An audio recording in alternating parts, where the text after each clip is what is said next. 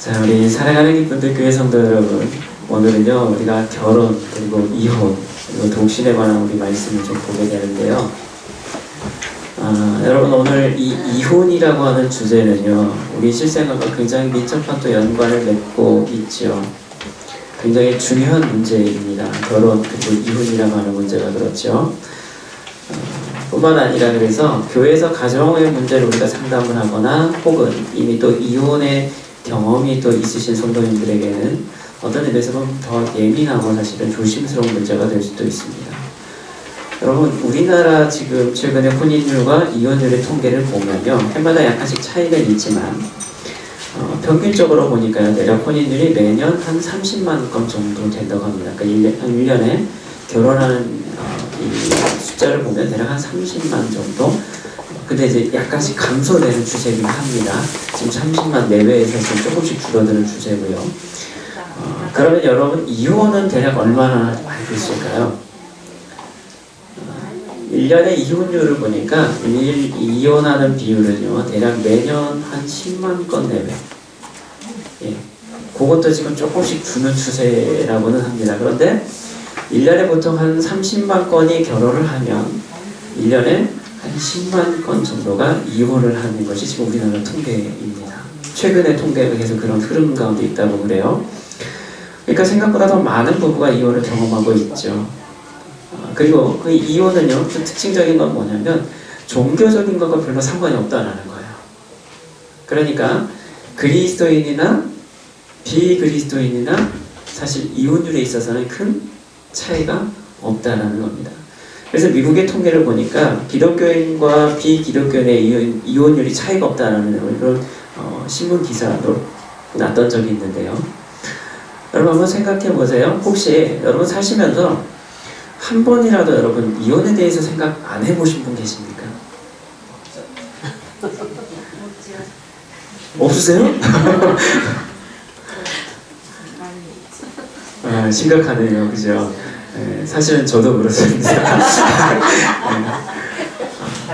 우리가 그러니까 여러분 잘 한번 생각해 보세요. 정말 조금이라도 내가 정말 저라고 정말 살아야 되나? 한 번이라도 정말 찰나의 순간이라도 여러분 그런 생각을 한 번도 안 해보신 분 없죠, 그죠? 네. 없어요. 여러분 그 차이가 있다는 건 뭡니까? 네. 생각은 다 하지만 이걸 실행에 옮기느냐 옮기지 못하느냐, 여러분 그 차이밖에 없잖아요, 그렇죠? 그만큼 우리에게 있어서는요 이 결혼이라는 문제 그리고 이혼에 대한 문제는 굉장히 중요한 문제이기도 합니다. 오늘 예수님께서 근데 우리에게 또 그 말씀을 하고 계시죠. 여러분, 그럼에도 불구하고 오늘 지금까지 이혼에 대한 기독교의 기본적인 입장은 여러분 어떻습니까? 대부분은 아직까지 이혼에 대해서는 부정적으로 여러분 보는 경향들이 많죠. 심지어 어떤 교단에서는요 이혼한 사람은요 이 직분도 세우지 못하게 하고 뭐 이런 데도 있다고 하더라고요. 그렇죠? 여러분 오늘 본문의 내용을 여러분 말씀을 봐도 좀 그런 분위기가 느껴지죠. 오늘 예수님께서 뭐라고 말씀하세요? 하나님이 짝지어 주신 것을 사람이 나누지 못할지니라. 그러니까 문자적으로 여러분 이 말씀을 보면 무슨 얘기예요? 이혼해라 하지 말라. 하지 말라는 얘기잖아요. 그렇죠? 아내를 버리고 다른 데 장가드는 자는 간음합니다. 지금 이 말씀을 하시는 거예요. 그렇죠? 문자가 그대로 우리가 이 말씀을 받아들이면 이혼해서는 안 된다라는 것으로 우리가 볼 수 있어요. 그런데요, 여기에서 우리의 또 고민이 시작됩니다. 여러분, 목회자의 입장에서 보면요, 조금 고민이 될 수 있어요. 왜 그러냐면, 보세요. 어떤 가정이요, 특히 부인이요, 남편의 가정폭력이 실려있는 사람들이 있습니다. 그런 사람들이 실제로 와서 상담을 하죠. 그런데 그 폭력의 정도가 좀 심한 경우들이 있어요. 심지어 매일 목숨의 위험에까지 놓여 있는 사람들이 있는 경우도 있어요. 자, 그런 분들을 볼 때, 목회자가 그런 분들을 보면서 그래도 참으셔야 됩니다. 이렇게 이야기하기가 현실적으로요. 목회자 양심에 있어서는 굉장히 어려운 부분입니다. 왜요? 최근에요. 얼마 전에 여러분 그렇게 해가지고 죽으신 분도 계시죠? 네. 그거를 적극적으로 막지 않아가지고 오히려 어떻게 됐어요? 남편들에게 목숨을 잃은 분도 있었어요. 얼마 전에는 그런 기사가 신문이 있었는데요. 내용이 여러분 그런 내용들을 보면 과연 우리가 목회적인 상담을 할 때도 마찬가지고요. 그런 분들에게 뭐라고 얘기할 것이냐라는 문제에 있어서 우리는 많은 딜레마에 빠질 수밖에 없습니다. 여러분, 우리가 이혼을 할까요? 말까요? 여러분, 우리는요, 거기에 대한 분명한 대답을 사실은 요구하는 경우들이 많아요. 그래서 그 문제가 곤란할 때 여러분, 목사님 찾아갑니다. 그래서 목사님 저 이혼할까요 말까요? 근데 그들이 기대하는 건 뭐예요? 이혼하세요. 그리고 나서 나중에 뭐라고 얘기해요? 아, 목사님 하라고 해서 했잖아요. 그렇죠? 굉장히 중요한 문제이지만 여러분, 우리가 거기에 대해서 쉽게 대답할 수 없는 참 어려운 문제이기도 합니다. 그런데 오늘 바리새인들이요, 그 질문을 누구에게 해요? 예수님께 하죠. 자, 올바른 이혼의 방법은 그럼 뭡니까? 어떻게 하면 올바른 이혼을 할 수 있습니까? 라고 그 질문을 오늘 주님께 하는 거예요. 그런데 그들의 그 질문의 목적은 뭐예요? 예수님을 시험에 빠뜨리기 위함이었다는 거예요. 왜 그러냐면 그 질문 안에는 참 많은 것을 지금 내포하고 있기 때문에 그렇습니다. 자, 먼저 예수님 당시에요, 이혼은요, 누구에게 굉장히 유리했냐? 남자들한테 굉장히 유리했어요. 그러니까 이 남자들이요, 이혼하는 게 굉장히 쉬운 문제였어요. 이혼의 이 권리가 누구에게 있었어요? 남자들에게 있었거든요. 그러니까 남자들은요, 이혼하는 게 참 쉬운 문제였습니다. 그래서 빈번한 여러분 이혼의 문제들이 있었고요. 그것이 종종 사회적인 문제까지도 여러분 일어나는 경우들이 지금 있었습니다. 또한 이 당시에 유대 지역을 다스리던 이 헤롯 왕이 있죠. 그 헤롯 왕이 대표적으로 뭐예요? 자기 동생의 아내와 재혼을 하죠. 그렇죠. 근데 그 재혼하는 과정에서요, 재밌는 게 뭐냐면 헤롯 왕이 자기의 원래 정실 부인을 쫓아냅니다. 자기 동생 부인과 결혼하기 위해서 정실 부인을 쫓아내요. 그 헤로디아라고 하는 그 여자도 마찬가지예요. 그 여자도 뭐예요? 자기 남편 버리고요, 이 헤롯 왕에게 다시 결혼합니다. 우리가 앞에서 여기에 대한 여러분 이 이야기를 잠깐 살펴봤던 적이 있어요. 서로 정치적 목적과 여러분 이 자기들의 욕망 때문에 여러분 그런 일들을 벌였어요. 그런데 그 사건으로 인해서 결국 누가 죽어요? 세례 요한이 죽었잖아요. 그렇죠. 거기에 대해서 비난을 했던 세례 요한이 잡혀서 결국은 죽게 됐잖아요. 그렇죠. 자, 그 사건도 우리가 봤어요. 지금 바리새인들은요, 그 문제를 지금 언급하고 있는 거예요. 그러면서 예수님이 많은 사람들에게 지금 수치를 당하게 만드는 것이 그들의 목적이었던 겁니다. 왜 그러냐면 그렇게 통해서, 그 질문을 통해서 예수님의 대답을 이끌어내는 것을 통해서 그 사람이 거짓 선지자다라는 것을 사람들 앞에 뭐예요? 알리고 싶었던 거예요. 그러면서 백성들의 마음이 예수님으로부터 돌아서기를 원했다라는 거죠. 자, 이 문제는요, 결국 쉽지 않은 문제였다라는 거예요. 그러니까 이 이혼의 문제를 다루려면, 그러니까 소위 말하는 율법 토라를 굉장히 잘 알고 있었어야만 된다라는 거예요. 그런데 예수님은 어디 출신이에요? 나사렛의 자기 시골에 있는 출신이었잖아요.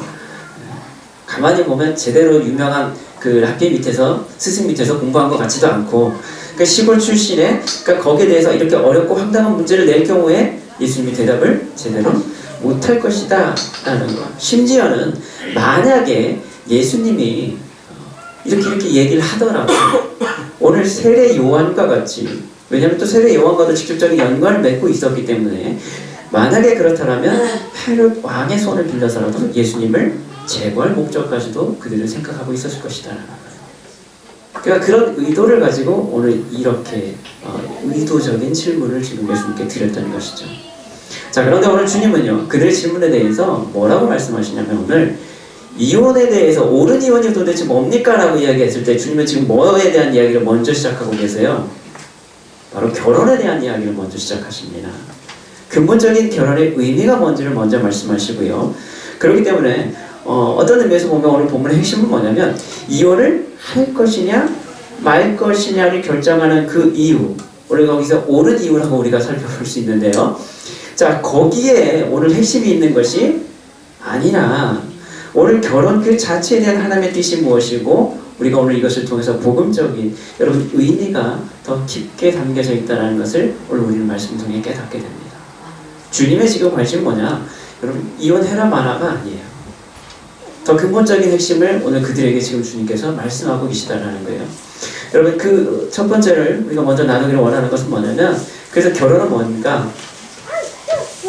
하나님이 짝지어 주신 것이다라는 거예요.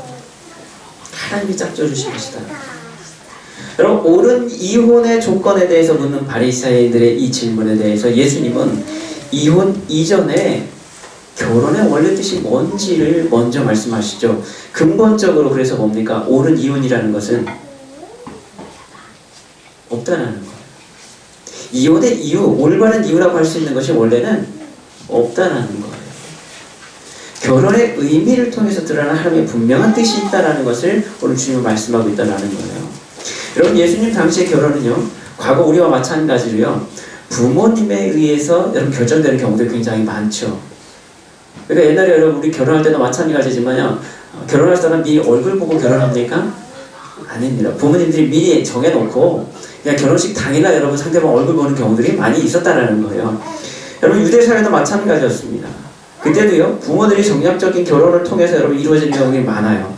그러다 보니까 신랑과 신부가요, 서로를 충분히 알지 못한 상태에서 결혼을 합니다. 그러니까 당연히 뭐가 생길 수밖에 없어요? 불만이 생길 수밖에 없는 거예요. 내가 기대했던 여러분 신랑과 신부의 모습이 아니거든요. 알고 만난 것이 아니라 만나서 살다 보니까 여러분 그런 것들이 드러나게 되는 거예요. 자, 그러니까 그런 불만을 가질 수밖에 없었고, 오늘 그 가운데서 특별히 남성들에게 훨씬 더 유리하게 돼 있던 이 이혼의 조건들로 인해서 종종 사회적인 문제가 그래서 발생하기 시작합니다. 어떤 문제가 발생하기 시작하느냐? 여러분 이혼 증서를 써주기 위한 여러 가지 이 이혼의 조건들을 우리가 살펴볼 수 있는데요. 그래서 랍비들이 여기에 대해서 여러분 율법적 해석을 합니다. 이혼 증서를 써줄 때 어떻게 하면 이혼할 수 있느냐? 여기에 대해서 이제 많은 것들을 해석하기 시작하는데요. 크게 우리가 이제 이 앞에서 봤듯이 여러분 유대 랍비에는 두 학파가 있었다고 얘기를 드렸죠. 굉장히 유명한 학파들 둘이 있었습니다. 근데 한 학파가 뭐냐면 샴마이 학파라는 이 학파가 있었어요. 근데 이들의 특징은 뭐냐면 굉장히 본문을 엄격하게 지키려고 했던 사람들이에요. 그러니까 해석을 굉장히 엄격하게 하기를 주로 했던 학파들이에요. 그러니까 이 이혼 증서를 써주긴 써주는데 이혼을 할 수는 있는데, 이혼하려면 어떻게 되냐? 간음과 나쁜 행실만을 아내 추방의 원인으로 허락합니다. 그러니까 상대방이, 배우자가 특별히 아내가 간음하거나 외도를 하거나 뭔가 잘못을 부정한 일을 저질렀을 때 그때 어떻게 해요?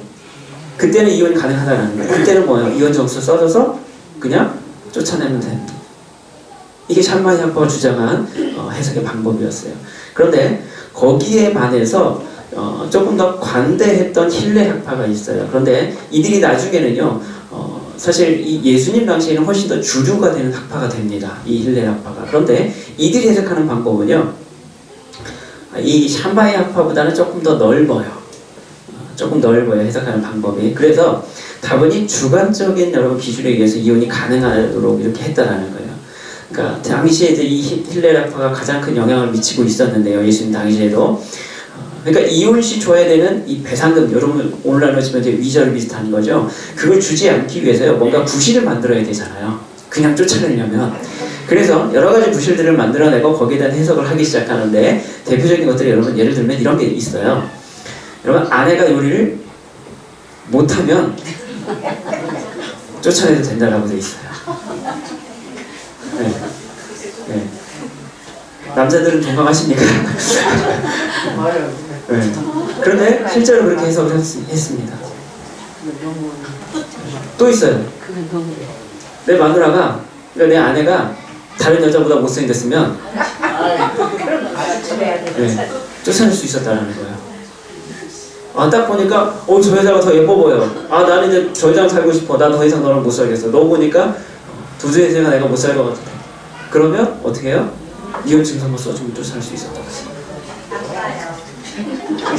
네. 아직 안 끝났어요, 여러분. 자, 여자에게서 여러분 악취가 나거나, 그러니까 잘 안 씻죠? 그러면 냄새가 나잖아요. 그러면 어떻게 해요? 쫓아낼 수 있었다라는 거예요. 입에서 냄새가 나요. 부치가 나요. 그러면 쫓아낼 수 있었다라는 거예요. 여러분 일하다가 여러분 화상을 입거나 좀 얼굴이 흉터가 생기거나 이러잖아요. 그럼 어떻게 해요? 쫓아낼 수 있었어. 얼굴이 흉터가 나면 쫓아낼 수 있었다는 거예요. 그럼 이제 여자들도 수유하고 막 이러다 보면 이제 가슴의 모양이 좀 이렇게 틀어지기도 하고 이렇게 이런 것들이 있잖아요. 그러면 어떻게 해요? 쫓아내도 되는 거예요. 네. 여러분 길거리에서요 손을 노출시키고 물레를 돌리거나 여러분 일을 하잖아요. 손을 노출시키고 이렇게 하면 그것도 쫓겨나는 이유가 되는 거예요. 지나가는 모든 남자들하고 쓸데없이 이야기하고 있잖아요. 네. 그러면 어떻게 해요? 이혼증서 써서 쫓아낼 수 있었다는 거예요. 목소리가 크면 그러니까 집에서 소리 지르고 이러면 네. 해보셨죠? 그럼 어떻게 된다고요? 쫓겨날 수 있었어요. 부끄러운 거 모르고 남편에게 여러분 부부관계를 요구하죠. 네, 그럼 어떻게 해요? 쫓겨나야 돼요. 그건 남자만 할 수 있는 거예요. 남편 말을 듣지 않는다? 쫓겨나야 돼요. 이게 힐레리 아빠가 그렇게 해석했다는 거예요. 그 당시 이혼의 다양한 이유들이었다는 거예요. 근데 이렇게 그 당시에 그것이 적용됐다라는 겁니다. 여러분 이 문제를 보면서 여러분 이혼은요 그래서 남자가 여자에게 선포하는 것이었다라는 거예요. 그 과정도 남자에게 있어서 굉장히 간단한 문제입니다. 어떻게 하면 되냐면 난 더 이상 너랑 못 살겠어. 그거를 3번만 외치면 되는 거야. 헤어져. 그만둬. 이제 가. 3번 외치고요. 그걸 증서로만 써주면 이혼이 된 거예요. 얼마나 편해요. 그렇죠. 그러니까 내가 마음에 드는 여자와 얼마든지 나는 다시 살 수 있는 거예요. 남자들에게는. 여자는요. 그걸로 그냥 쫓겨나는 거예요. 자, 여러분 이런 지금 사회적인 문제가 당시 있었다는 거예요. 실제로. 그런 가운데 이런 관점에서 지금 바리새인들이 예수님께 그 질문을 했던 거예요. 그러니까 다른 말로 하면 참마이 학파의 주장과 오늘 힐레리 학파의 주장들 당신은 뭐가 옳은 이혼이라고 생각합니까? 라고 주님이 지금 주님께 이 질문을 지금 그들이 하고 있었다라는 거죠. 여러분 이때 그래서 예수님께서 그들의 이 질문에 대해서 창조의 오늘 원리를 통해서 결혼의 본질적 의미를 지금 그들하고 다시금 깨닫게 만들어 주고 계시는 거예요.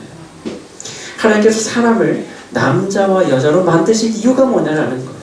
왜 그렇게 지으셨냐라는 거예요. 오늘 주님 우리에게 뭐라고 말씀하세요? 한 몸이 되게 하시라는 거예요. 한 몸 되게 하기 위해서 남자와 여자를 만드셨다라는 거예요.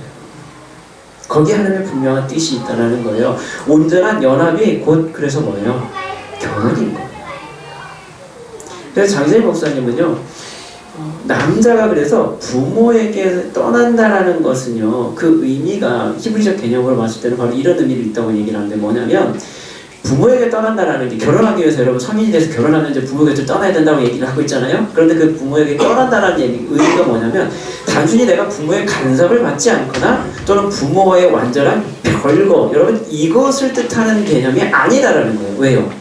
그 당시에는요 사실 그렇게 완전히 독립하기도 사실 쉽지 않은 문화 가운데 있었잖아요. 주로 대가족 안에서 여러분 결혼하더라도 부모들과 같이 또 사는 경우들이 많이 있었던 거예요.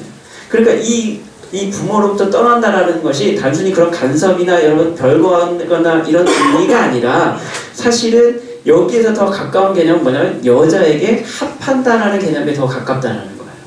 그 의미가 더 크다라는 거예요. 그래서 이 여자에게 합한다라는 것은 아까 말씀드린 그것은 결국 뭐예요? 한 몸이 된다라는 의미를 담고 있는 거고요. 그 한 몸이 된다라는 것은 또 뭐냐? 곧 남자와 여자가 합해서 자녀를 낳는다는 개념. 여러분 이 개념이 더 크다라는 거예요. 그래서 이 자녀를 낳는다라는 건 곧 뭡니까? 가정을 이룬다라는 의미로 근본적인 그래서 히브리적 개념에서 보면 항상 가정을 이루는 그 근본이 누구에게 있다? 남자가 아니라 여자에게 있다. 여자에게 있는 것이다. 라는 것에 의미를 부여하고 있다라는 거예요. 여러분 그렇습니다. 결혼은요 둘이 하나가 됨으로 가족을 이루고 생육하고 번성하기를 원하시는 하나님의 뜻을 이루는 너무 신성하고 고귀한 것이다 라는 거예요. 하나님이 왜 남자와 여자를 지으셨냐? 그것은 하나를 통해서 여러분 가정을 세워가기 위한 하나님의 뜻이 있다는 거예요. 결혼은 그래서 한 가정을 이루는 것이고요. 가정은 하나님과 교회의 가장 작은 모형이자 하나님의 사랑에 드러나는 여러분 가장 기본적인 단위가 어디예요? 가정이라는 거예요. 그것이 증거되어야 될 가장 근본적인 바탕, 여러분 그것이 가정입니다. 하나님은 그것을 처음 세우셨다는 거예요. 그래서 사도 바울은요, 에베소서 5장 22절 33절까지 말씀을 통해서요, 부부관계를 그리스도와 교회와의 관계로 말씀하고 있죠. 그 둘이 한 육체가 될지니 이 비밀이 크도다. 여러분 오늘 에베소서 5장 말씀 한번 같이 볼까요? 에베소서 5장 22절에서 23절 말씀인데요. 시작성경, 제 성경으로 315쪽입니다. 에베소서 말씀 한번 같이 한번 읽어볼게요. 여러분 굉장히 중요해서 우리 한번 읽고 계속 보도록 하겠습니다. 에베소서 5장 22절에서 33절 말씀인데요. 자, 부부관계에 대한 말씀을요, 사도 바울이 우리에게 하고 있는데 5장 22절에서 33절, 신약성경 315쪽, 제 성경으로 315쪽입니다. 우리 같이 한번 읽을게요. 처음부터 끝까지 같이 읽겠습니다. 시작. 아내들이여 자기 남편에게 복종하기를 주께 하듯 하라. 이는 남편이 아내의 머리됨이 그리스도께서 교회의 머리됨과 같으니 그가 바로 몸의 구주시니라. 그러므로 교회가 그리스도에게 하듯 아내들도 범사에 자기 남편에게 복종할지니라. 남편들아 아내 사랑하기를 그리스도께서 교회를 사랑하시고 그 교회를 위하여 자신을 주심같이 하라.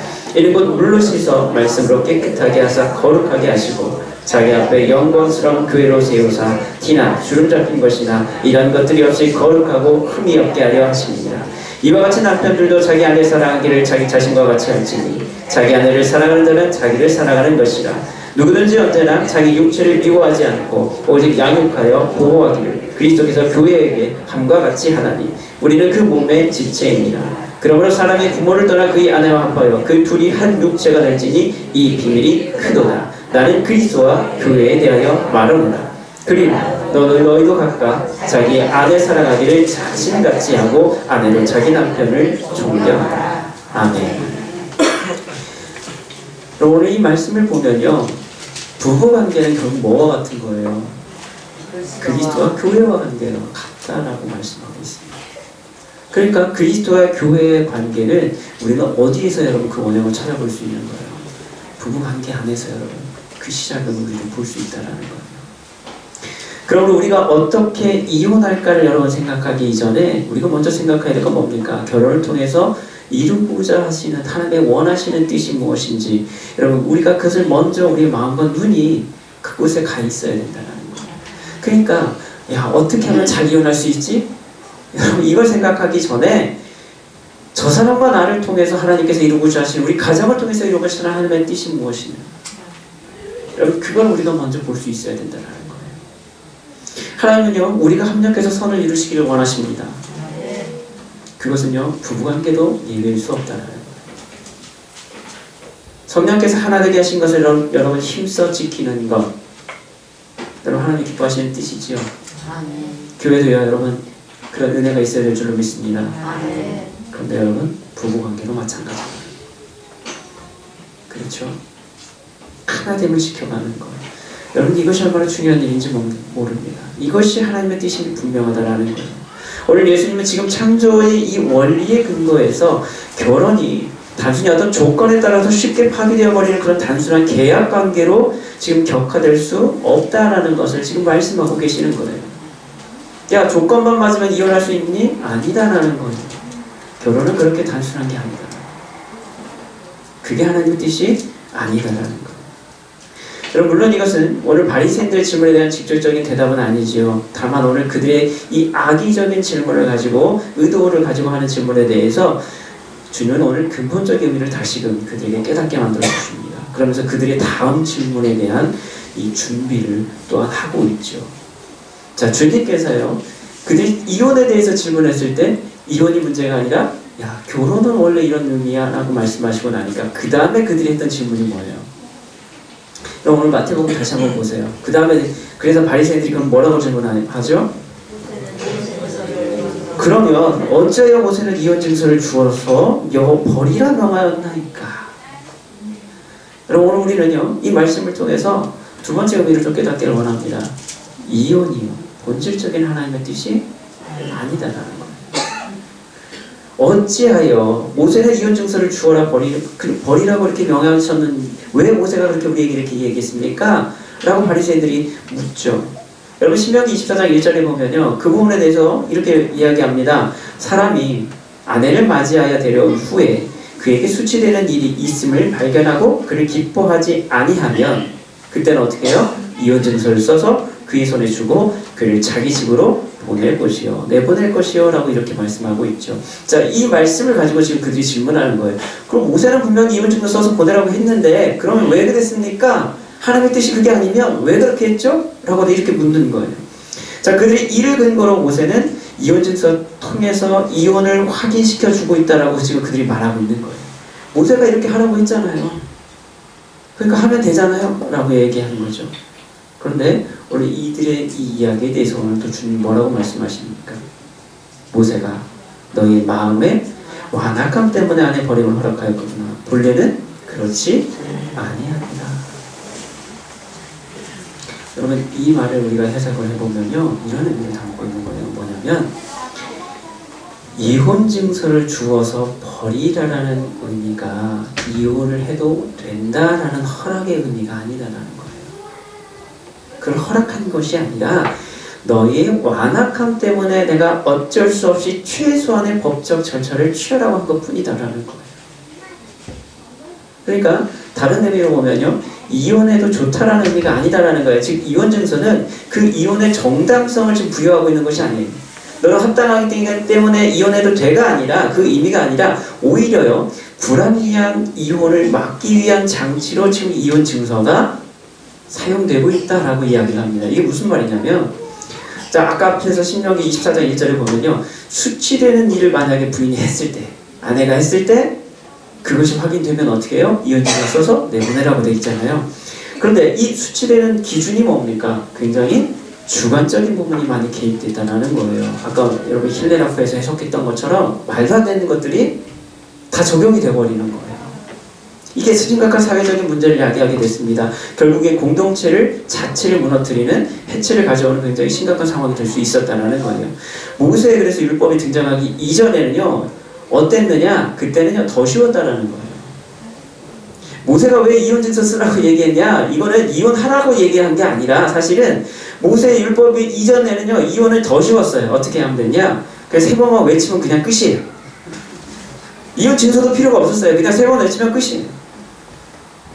그냥 너 가. 나 너 더 이상 못 살겠어. 3번만 외치면 그냥 이혼이에요. 그냥 가는 거예요. 근데 모세는 뭐예요? 이제는 이혼 증서를 써줘야 된다는 거예요. 다른 말로 하면 뭐냐면 이것이 이혼을 합법적으로 인정한다는 의미가 아니고요 오히려 이혼을 막기 위한 방법이었다라고 이야기를 합니다. 장세일 목사님 같은 경우도요 그렇게 이야기를 해요. 이유가 있다는 거예요. 자 오늘 예수님께서 9절에 뭐라고 말씀하세요?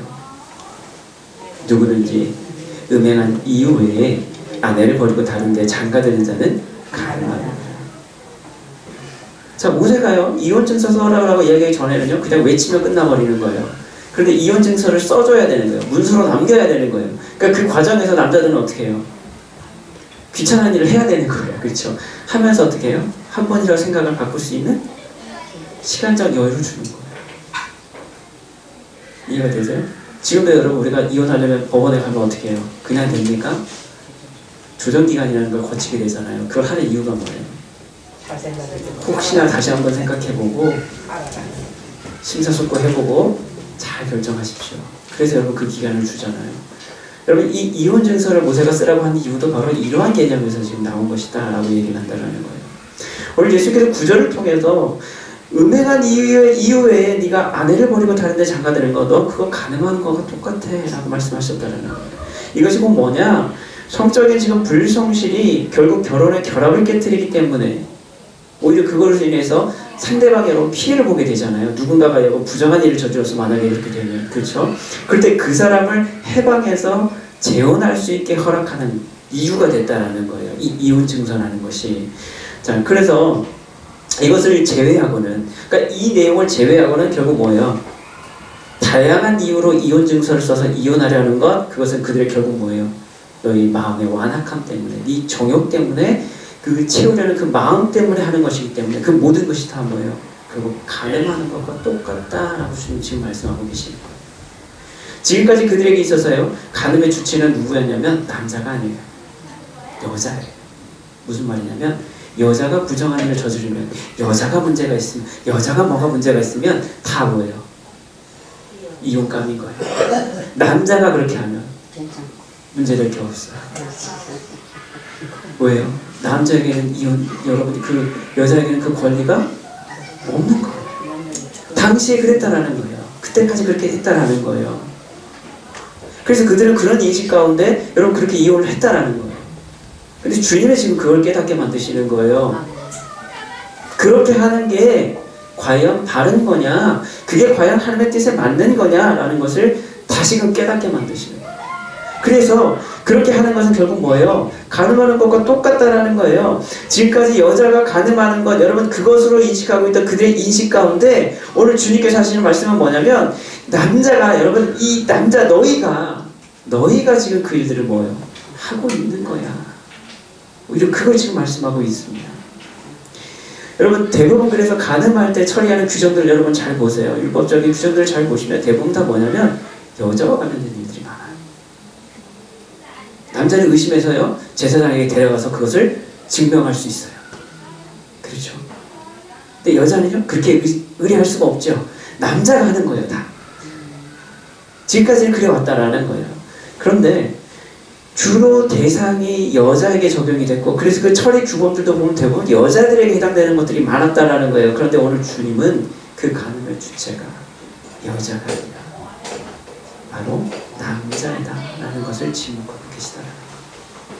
왜냐하면 이혼 증서를 써준 사람이 누구예요? 남자잖아요. 그러니까 남자가 정당치 못한 이유를 들어서 그 이혼을 행하는 것은 결과적으로 뭐예요? 그 아내로 하여금 가늠하도록 만든다는 거예요. 그걸 남자가 그렇게 한다는 거예요. 더불어 자신도 나는 가늠한 사람이다 라는 것을 선언하는 것과 똑같다라는 거예요. 뭐 하는 것은? 이혼 증서를 쓰는 것은. 그러니까 부정한 이유로 여러분 자기의 정욕 때문에, 완악함 때문에 여러분 그것을 써주는 것은 결국은 내가 나쁜 사람입니다. 이것을 드러내는 것이다라는 거예요. 뿐만 아니라 자기의 아내까지도 그런 일을 하도록 만들고 방치하는 역할을 해버린다는 거예요. 오늘 주님은 그 이야기를 지금 하십니다. 여러분 뿐만 아니라요, 이혼 증서가 또 중요한 이유가 하나 있어요. 그것은 뭐냐면 이혼당한 여인에게 있어서도 이혼 증서가 있고 없고는 굉장히 중요한 문제였습니다. 왜 그러느냐? 합당한 이유 없이 여러분 이혼을 당한 여인은요, 이혼 증서가 없으면요 재혼을 할 수가 없었어요. 이해가 되세요? 당시에는요, 여러분 이혼한 사람, 소위 말하는 과부가 되면, 이렇게 되면요 굉장히 어려운 삶을 살 수밖에 없는 시대였잖아요. 그래서 항상 성경에서 뭐라고 해요? 아이와 과부와 객은 항상 돌봄을 필요로 하는 존재로 우리가 이야기를 하죠. 그러니까 결혼하지 못하고요 혼자 산다라는 것은요 곧 당장 생계에 문제가 생길 수 있는 거예요. 위험에 처할 수 있는 상황이 있는 사람인 거예요. 그런데 그것을 해결할 수 있는 여러분 중요한 수단 가운데 하나는 뭐였냐면 결혼하는 거예요. 생계를 책임져줄 누군가 남편이 있는 거예요. 있고 없고가 이스라엘의 생존의 문제가 더 굉장히 중요한 문제였다는 거예요. 그런데 그 재혼을 하려면 어떻게 해야 돼요? 이혼 증서가 있어야지 되는 거예요. 이혼 증서 없이 이혼을 당하면 어떤 일이 벌어지느냐? 이 사람은요 재혼을 할 수 없었다는 거예요. 그래서 이혼 증서가 있어야만 자기가 결혼할 수 있는 여러분 그런 기회가 주어지게 되었다는 거예요. 여러분 그것이 가능토록 했던 것, 그게 바로 이혼 증서였어요. 여러분 이것이 굉장히 중요한 일이었다는 거죠. 만약 그녀가 가늠해서 이혼을 당했다면 여러분 만약에 그래서 이혼을 당했다면 여러분 이것은 이혼감이 아니에요. 뭘까요? 당시 법은 뭐였어요? 가늠하다 걸리면 돌맞아 죽는 거였어요. 그러니까 여러분 이혼에까지 갈 수도 없어요. 그냥 돌맞아 죽는 거예요. 이혼 증서가 필요할까요? 필요하지 않을까요? 필요가 없어요. 사실 율법적으로 따지면 이미 그 여자가 간음해서 여러분 만약에 걸렸다라면 이혼해서 내쫓겨질 문제가 아니에요. 이거는 그냥 그 자리에서 죽는 거예요. 그러니까 이혼 증서를 써준다라는 얘기는 뭡니까? 다른 것 때문에 여러분 핑계대고 여러분 쫓아낼 목적으로 써야겠다라는 거예요. 대부분. 주님 지금 그 이야기하고 있는 거예요. 너희가 지금 그 목적으로 하는 거야. 그 이야기를 지금 말씀하고 있죠. 여러분 우리는 여기서요. 그래서 오늘 주어진 율법을 오늘 자신들의 완악함 그리고 악함을 정당화하는 데 이용하려는 이들과 대비되는 오늘 예수님의 사랑을 오늘 또 깨닫게 되죠. 여러분 생각해 보십시오. 우리가 만약 이혼을 이렇게 쉽게 할 수 있다면 주님의 거룩한 신부가 되어야 될 우리는요. 진작에 쫓겨나도요. 수십 번 쫓겨났어야 되는 사람들이요. 아닌가요? 우리가 지난주에도 나눴잖아요. 하루에 2번씩 죄만 져도 여러분 살아있는 동안에 여러분 몇 번의 죄를 장면하는 거예요. 그럼 도대체 우리는 거룩한 주님의 신부가 되어야 될 우리는 도대체 몇 번이나 쫓겨나게 되냐는 거예요. 여러분 이런저런 이유로 우리가 이혼당할 사유가 있겠다면요. 우리는 이미 진작에 버려질 존재가 됐습니다. 그럼 오늘 하나님을 향한 또 우리를 향한 여러분 그 사랑은요. 오늘 고멜과 같이 음란하고 틈만 나면 남편 대신 주님을 떠나 세상에 헛된 것을 쫓아다니는 그런 우리를 주님이 이혼 증서로 쫓아내지 않으시고 오늘 돌을 맞아 죽지 않게 하시고 다시금 주님이 그 값을 치르시고 사랑해 주셨다는 거. 여러분 호세아서 말씀 한번 볼까요? 호세아서 3장 2절 3절 보면요. 우리에게 이렇게 말씀해요. 제가 한번 읽어드릴게요. 여호와께서 내게 이르시되 이스라엘 자손이 다른 신을 섬기고 건포도 과자를 즐길지라도 여호와가 그들을 사랑하나니 너는 또 가서 타인의 사랑을 받아 음녀가 된 그 여자를 사랑하라 하시기로 내가 은 15개와 보리 한 호멜 반으로 나를 위하여 그를 사고 그에게 이르기를 너는 많은 날 동안 나와 함께 지내고 음행하지 말며 다른 남자를 따르지 말라 나도 내게 그리하리라 하였노라. 아멘. 여러분 하나님께서요 음란한 여자를 만나서 결혼하라고 말씀하시죠. 그래서 음란한 자녀들을 낳아요. 이 여자가 틈만 나면 뭐예요? 자꾸 집 나가요. 집 나가서 다른 남자 쫓아가서 살림 차리고 살아요. 자꾸 도망가요. 그럴 때마다 호세아 선지자가 뭐예요? 그 여자를 찾으러 갑니다. 찾아가서 어떻게 해요? 돈 주고 다시 사와요. 그리고 나서 또 다시 얘기해요. 야 이제 다시는 그러지 말고 나와 함께 살자. 내가 너 사랑해 줄게. 나와 함께 살자. 그리고 또 어떻게 해요? 또 나와요. 그럼 또 어떻게 해요? 또 데리고 와요. 야 우리 이제 이혼해. 너 부정한 여자잖아. 너 이혼해. 너 도대체 나는데 너는 못 살겠어. 좀 이렇게 말하자. 내가 또 사와. 내가 다시 널 데려왔어. 내가 값주고 다시 너를 데려왔어. 이제 우리 다시 사랑하자. 호세아서는요 하나님의 사랑을 우리에게 보여주고 있죠. 그게 우리를 향하신 여러분 주님의 사랑인 줄 믿습니다. 우리는요 어떻게든지 저 인간 정말 불쌍해 이럴 수 있어요. 그렇죠. 그런데 주님은 어떻게 하세요? 그래도 다시 그래도 내가 너 사랑하네. 그래도 내가 너를 사랑하네. 여러분 그렇게 우리에게 말씀해 주세요. 그리고 반면에 우리는 어떤가요? 틈만 나면 주어진 율법을 우리에게 여러분 유리하게 적용하죠. 누군가 정죄하면 비난하고 내 의로움을 드러내는 일, 여러분 그런 일에만 우리가 사용하고 있지 않습니까? 아내를 버리는 것, 여러분 그 자체가 이미 하나님의 뜻이 아님에도 불구하고 우리는 어떻게 해서든지 내 정욕을 위해서 이혼 증서를 쓸 여러분 핑계거리를 찾고 있지는 않습니까? 오늘도 우리는요 마음의 완악한 가운데 거하시는 자들이면 여러분 그런 자들이면 우리는 분명합니다. 하나님은 우리가 그래서 어떻게 이용할 수 있을까? 과연 뭐가 옳은 것인가? 어떻게 정당하게 그 사람을 버릴 수 있을까? 여러분 우리가 이것을 생각하기 전에 먼저 우리 안에 완악함을 볼 수 있고 그럼에도 불구하고 우리를 사랑하시는 하나님의 그 무한한 사랑하심과 용서를 깨닫는 우리 모두가 될 수 있기를 주님의 이름으로 축복합니다. 아멘. 마지막으로 주님께서 세 번째로 이야기하시는 건 뭐냐면요, 여러분, 결혼과 독신도 마찬가지로요, 다 하나님의 뜻을 이루기 위함이다라고 말씀하고 계세요. 무슨 말씀입니까? 자, 제자들이요, 주님이 이 말씀을 듣고 나서 그래서 다시 주님께 얘기하죠. 뭐라고 얘기합니까?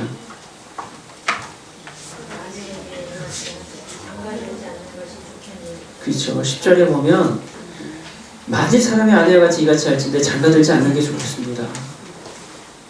자꾸 그렇게 여러분 하다 보면 어떻게 돼요? 아내를 버리는 것이 꼭 가늠함이다라는 주님이 말씀하시니까 그러면 그렇게 해서 죄든니 차라리 아예 결혼을 안 하는 게 낫겠네요? 이렇게 얘기하는 거예요. 그렇죠. 자, 그런데 주님은 오늘 또 뭐라고 말씀하세요? 야, 그건 아무나 할 수 있는 게 아니야. 타고난 자라야 할 수 있어 라고 오늘 이렇게 말씀하시죠. 여러분, 장세일 목사님은요, 또 그래서 제자들의 이러한 고백에 대해서 유대 계명에서 가장 근본적인 생육하고 번성해서 땅에 충만하라, 그러니까 결혼을 안 하는 것도 뭘 어기는 거냐, 바로 하나님의 이 말씀, 생육하고 번성해서 땅에 충만하라는 이 율법, 이 계명을 어기는 것이다. 그러니까 결혼 안 하는 것도 죄 짓는 거랑 똑같은 거예요. 그 지금 말씀을 하고 있습니다. 그래서 유대인들에게 있어서 결혼이라는 것은 뭐냐? 인생을 살면서 이루어야 될 가장 중요한 법 중에 하나였다라는 거예요. 그래서 이 유대인들은요, 결혼식도 그냥 하루 만에 안 한다고 말씀드렸죠. 결혼식 잔치를 굉장히 길게 한다라는 거예요. 이유가 있다라는 거예요. 그만큼 중요한 거였다라는 거예요. 결혼이라는 것이. 또한 그 안에서 인생의 행복과 기쁨을 찾을 수 있다라고 그들은 인식하고 있었기 때문에 오늘 이 결혼을 하지 않겠다라는 제자들의 말에 오늘 주님께서 동조하시는 것, 그것은 뭐 다른 의미에서 보면 하나님의 다른 계명을 어기는 것과 똑같다. 그럼 이렇게 볼 수 있다라는 거예요. 자, 그렇기 때문에 여러분, 지금 제자들의 질문과 예수님의 말씀은 지금 결혼하는 게 좋습니까? 아닙니까? 라는 여러분, 이런 단순한 이런 문제의 지금 논의가 아니다라는 거예요. 결혼도요, 하나님의 뜻을 이루는 것입니다. 그러면 독신으로 사는 건 어떻습니까? 그것 또한 마찬가지다라는 거예요. 여러분, 특히 천국을 위해서 스스로 된 고자된 자, 여러분, 앞에 두 경우와는 달리요, 신체적인 상태는 온전한 상태를 이야기하는 것이죠. 자, 앞에서 두 가지 여러분, 이 고자된 상태를 보면 어머니 태에서부터 된, 그리고 사람이 만든 고자, 이 사람들은 뭐예요? 특징이 실제적으로요, 성적인 능력이 기능이 상실된 사람들입니다. 그들은요, 태어나서부터 그럴 수도 있고요, 아니면 어떤 이 중간에 사고를 당하거나 아니면 의도를 가지고 일부러 그렇게 됐을 수도 있죠. 요즘 같은 경우는요, 성전환 수술을 한 사람들도 여기 해당이 되죠. 어떤 의도와 목적을 가지고 여러분 그런 상황을 바꾼, 자기 몸에 여러분 이런 변형이 생긴 경우들을 이야기하잖아요. 자, 이런 사람들이 그럴 수 있다라는 거예요. 이 사람들은요, 자기가 원하든 원치 않든 그런 상황 가운데 지금 되어진 거고요. 혹은 자기의 의도를 가지고 그렇게 된 사람도 있어요. 근데 그 의도의 목적은 사실은 자기가 거기에 중심이 있죠. 그런데 오늘 주님이 말씀하시는 천국을 위해서 스스로 된 고자에 대한 이야기는요, 조금 다르죠. 자, 이 사람들은요, 어떻게 보면 육신적인 신체적인 상태는요, 멀쩡할 수 있어요. 그래서 중요한 건 뭐예요? 마음으로 중간적인 생각을 여러분 가졌다라는 거예요. 남자는 여자에 대해서, 여자는 남자에 대한 그 생각을 버리는 거예요. 의도적으로 여러분 그렇게 하는 거죠. 이유가 있습니다. 무엇 때문에요? 천국을 위해서. 천국을 위해서. 그래서 사도 바울은요, 결혼대에서 고린도전서 7장 1절에 16절에서요, 더 구체적으로 여러분 이런 것들에 대해서 또 쭉 이야기하고 있는데요. 결국 그는 결혼 혹은 독신으로 사는 것이요, 정욕과 절제와 관련해서 그것을 이야기를 합니다. 결혼하는 것도 좋고 혼자 사는 것도 더 좋다라는 거예요. 근데 중요한 건 뭐예요? 네가 정욕을 절제할 수 있느냐 없느냐, 죄 가운데 갈 수 있느냐 없느냐. 여러분, 이것과 관련해서 지금 그 이야기를 쭉 다루고 있습니다. 그러면서 자신과 같게 독신으로 살기를 원하지만 누구를 위해서요? 주님을 위해서. 그렇게 살기를 원하지만 결국 그렇게 되는 것도 다 누구의 뜻인 거예요? 하나님께 받은 자기의 은사대로 하라라고 권고하고 있죠. 여러분, 그렇습니다. 결혼도요, 혹은 천국을 위해서 스스로 된 고자가 되는 것도 다 하나님의 뜻 안에 있는 줄로 믿습니다. 그러므로 우리가 그 뜻 안에서 부르심에 합당하게 살아가는 것, 그것이 성도의 가장 기본적인 자세라고 우리가 이야기할 수 있죠. 오늘 예수님과 사도 바울은요, 오늘 스스로가 하나님 나라를 위해서 그러한 자와 같이 되셨습니다. 오늘 그것은 철저한 자기 비움과 절제의 모습이 있었다는 것을 우리는 오늘 보게 되죠. 여러분, 우리가 결혼 생활도 한번 잘 생각해 보십시오. 여러분, 그 모습 안에서 과연 우리는 하나님의 그 뜻을 이루기 위한 여러분 그 모습 가운데 결혼을 하든 하지 않든, 여러분 이혼을 했든 하지 않았든, 여러분 지금 그 상태적인 거 아니면 그것을 할까 말까, 여러분 이 문제가 지금 중요한 것이 아니라 오늘 그 안에 담겨진 하나님의 뜻이 과연 무엇이냐, 그것을 통해서 우리가 누구를 위해서 지금 그 일들을 하고 있느냐. 여러분, 주님은 오늘 우리에게 먼저 그 질문을 우리에게 하고 있는 겁니다. 하나님과 우리를 향한 그 사랑, 여러분 그 사랑이 오늘 스스로 보좌된 자가 되도록 만든 것이죠. 그러므로 지금 우리가 이혼할까요? 말까요? 내가 했습니까? 안 했습니까? 결혼할까요? 말까요? 여러분, 이 문제가 중요한 것이 아니다라는 거. 내가 이혼했느냐 안 했느냐 이것이 중요한 것이 아닙니다. 결혼할까요 말까요 이것이 중요한 것이 아닙니다. 오늘 나는 과연 어떤 부르심 가운데 있느냐, 나는 어떻게 지금 부름받고 있느냐. 오늘 주님이 죽기까지 우리를 사랑하셨다는 것처럼 나를 위해 결혼하고 나를 위해 이혼하고 나를 위해 독신으로 사는 것이 아니라, 내가 아니라 오늘 어린아이처럼 오늘 예수님께서 우리를 용서하셨듯이 우리가 다른 누군가를 용서하며 그리스도의 사랑으로 살아갈 수 있는가. 오늘 주님은 그 부르심의 소명대로 살아가고 있는가. 여러분, 우리는 이것을 먼저 물어봐야 된다는 거예요. 그러니까 이혼에 대해서 주님은 오늘 그 본질적인 것을 지금 우리에게 말씀하고 있습니다. 너는 무엇을 위해서 그렇게 하니? 왜 그렇게 하니? 여러분, 무엇 때문에 하십니까? 나를 위해서 하십니까? 나를 위해서 그렇게 하고 싶으십니까? 아니면 그것이 정말 천국을 위해서, 하나님 나라를 위해서 그렇게 하시고 계신 겁니까? 사랑하는 기쁨들께서 여러분, 우리는 이미 그 사랑을 경험한 자들인 줄로 믿습니다. 바라기를 오늘도 그 사랑 안에 거하면서 오늘 하나님의 그 거룩하신 뜻을 이루어가는, 그래서 우리의 가정 안에서요, 그리고 내 직장 안에서요, 우리 교회 안에서 여러분 그 사랑을 또 우리가 이루어가는, 그 안에서 우리의 소망을 발견해 갈 수 있는 우리 모두가 될 수 있기를 이 시간 주님의 이름으로 간절히 축복합니다. 아멘. 기도하시겠습니다.